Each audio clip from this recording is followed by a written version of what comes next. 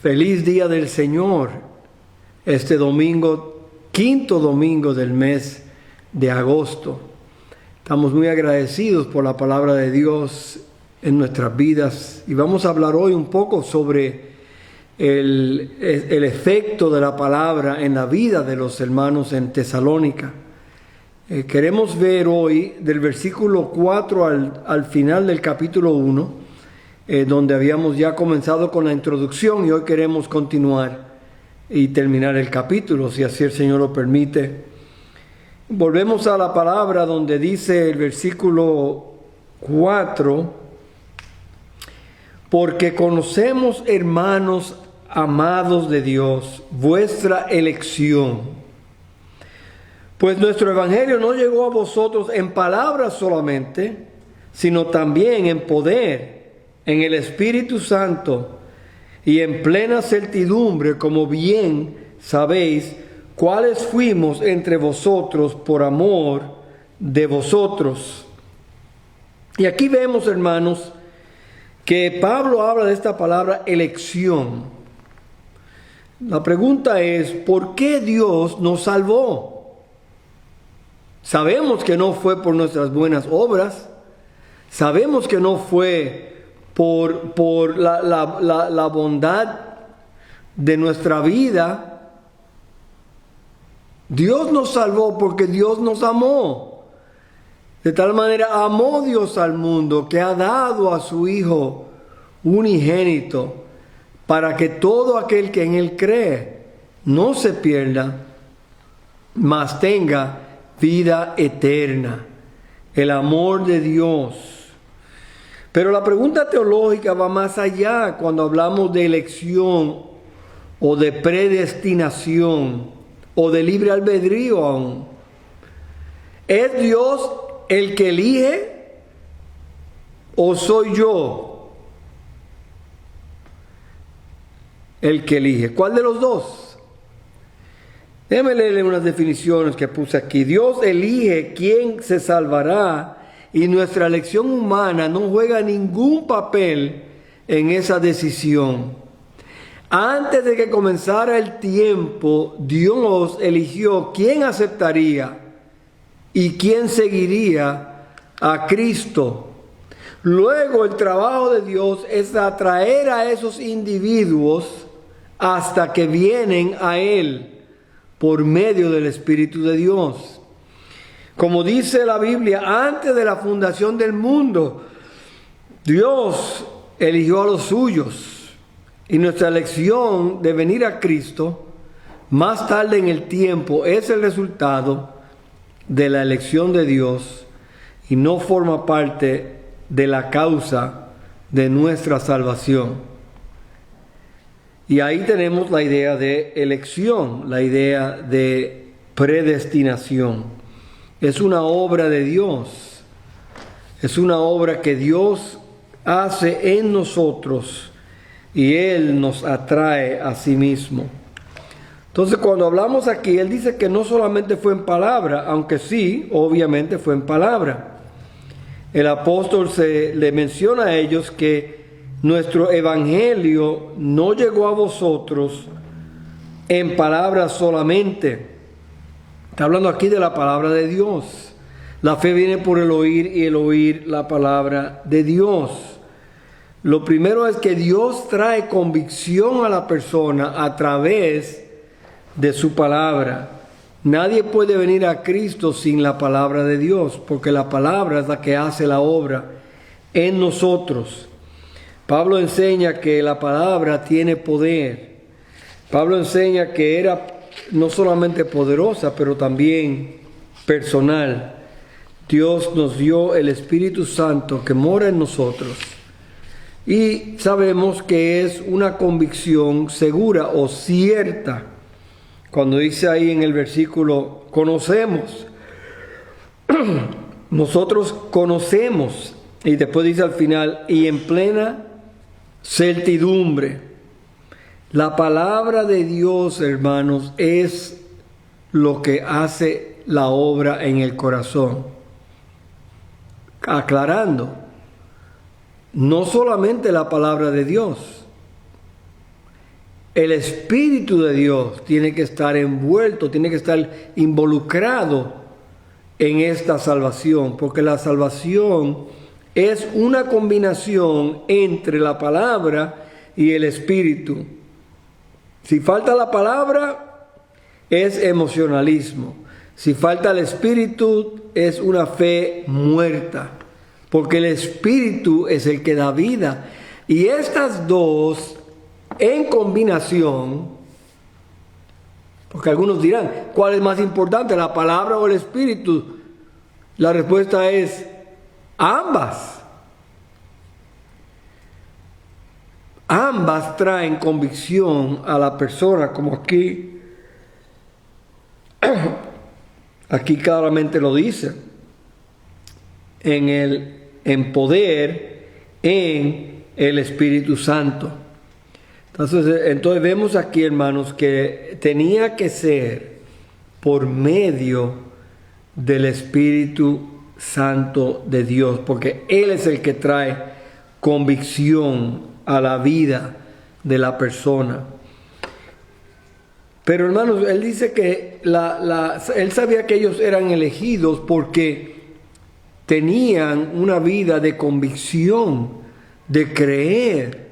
Pero también los verdaderos creyentes son cambiados por Dios.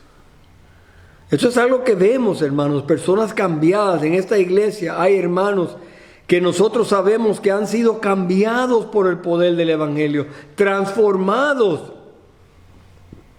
Personas que eran drogadictos, personas que eran alcohólicos, personas que eran blasfemos, ateos, personas que eran completamente cegados en este mundo. Y ahora han sido transformados, han sido cambiados por el poder de la palabra y del Espíritu Santo de Dios. Y hermanos, seguimos cambiando. Yo espero que usted no se sienta satisfecho donde está. Siga permitiendo que el Espíritu y la palabra le cambien más y más y más. Y hay 4 cambios que él señala en este pasaje. El primero, él dice que un verdadero creyente tiene una vida que vale la pena copiar. La palabra aquí es mímica, la palabra que él usa. Dice, porque conocemos, hermanos amados, vuestra elección, que vino en poder, como ya leímos. Y vosotros vinisteis a ser imitadores de nosotros y del Señor, recibiendo la palabra en medio de gran tribulación, con gozo del Espíritu Santo. Y yo sé que hay mucho ahí, pero la idea es que una vida cambiada por el Señor vale la pena imitar. Hermano, y su vida vale la pena imitar. Hay otros que imitan su vida porque usted es un ejemplo de lo que es un creyente. Pablo dijo en varias ocasiones, pero en 1 Corintios 11, versículo 1, Pablo dijo, sed imitadores de mí, así como yo soy de Cristo. Más adelante en el libro de Tito, él dijo, presentándote tú en todo como ejemplo de buenas obras, como ejemplo de buenas obras. Una vida que vale la pena copiar. Segundo, hermanos, él observa aquí en el versículo 8 una fe que vale la pena compartir. Miren lo que él dice en el versículo 8.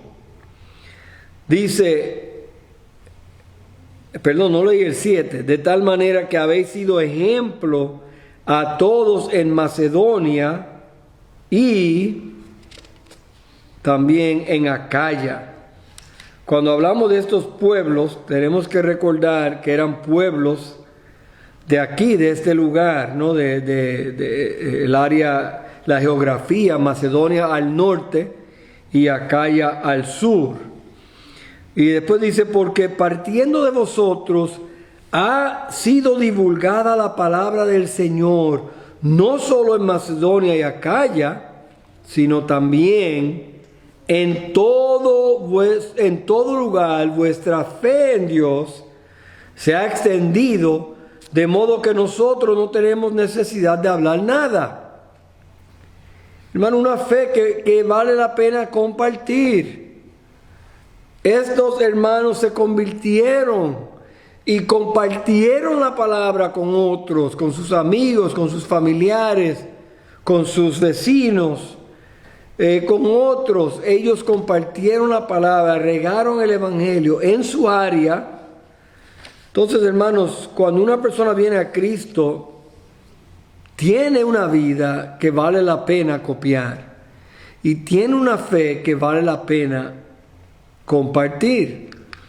Pero en segunda de Tesalonicenses 3:1 dice la Biblia así: por lo demás, hermanos, orad por nosotros para que la palabra del Señor corra y sea glorificada, así como lo fue entre vosotros. Que la palabra corra. La idea aquí es como un animal corriendo, dándole vida a esta idea. Corría la palabra. Y Pablo dice, oren para que la palabra corra a través de nosotros donde estamos, igual que como está corriendo entre ustedes. Dios cambia vidas, hermanos. Tercer lugar, un Dios que vale la pena servir. Una fe que vale la pena, una vida que vale la pena copiar, una fe que vale la pena compartir, y ahora un Dios que vale la pena servir. Noten el versículo 9, donde él dice, porque ellos mismos cuentan de nosotros la manera en que nos recibisteis y como os convertisteis de los ídolos a Dios, para servir al Dios vivo y verdadero. Donde que él enseña que ellos eran idólatras y servían ídolos, ya sean ídolos externos, de madera, de yeso, de algún otro material, o sean ídolos del corazón. Juan Calvino fue el que dijo que nuestro corazón es una fábrica de ídolos. Hermanos, somos idólatras de nacimiento y buscamos la manera de seguir siéndolo. Pero Pablo dice, ustedes han dejado los ídolos y se han convertido a Dios. ¿Para qué? Para servir a Dios y para servir para servir al Dios vivo y verdadero. Entonces, un Dios, hermanos, que vale la pena servir. Solo hay un Dios. Los ídolos no son verdaderos. Hay que llevarlos de lugar en lugar. Un ídolo nunca llenará el vacío que Dios puede llenar. Un ídolo como el dinero no va a llenar nuestro corazón. Un ídolo como nosotros mismos a veces nos ponemos en primer lugar. Nadie puede servir a dos señores, dice la Biblia. Entonces tenemos que servir al verdadero Dios, el único verdadero Dios. Y hermanos, también vemos en último lugar un Salvador que vale la pena esperar. Hermano, este es el tema del libro, ¿no? Habíamos hablado. El Señor regresa por su iglesia. Primera Tesalonicenses 1. Primera Tesalonicenses y Segunda de Tesalonicenses, el Señor regresa con su iglesia. Pero aquí regresa por su iglesia. Hermanos, un Salvador que vale la pena esperar. Miren el versículo 10. Y esperar de los cielos a su Hijo, al cual resucitó de los muertos, a Jesús, quien nos libra de la ira venidera. Hermanos, sabemos que esa ira venidera, está hablando aquí de la tribulación. Dios nos va a librar de la ira venidera. ¿Cómo lo va a hacer? Bueno, en la forma del rapto de la iglesia. Cuando Él venga por su iglesia. Él va a venir por su iglesia. Y hermanos, su iglesia va a ser librada del día de la ira venidera. Y por eso nosotros cristianos anhelamos y anticipamos la venida del Señor.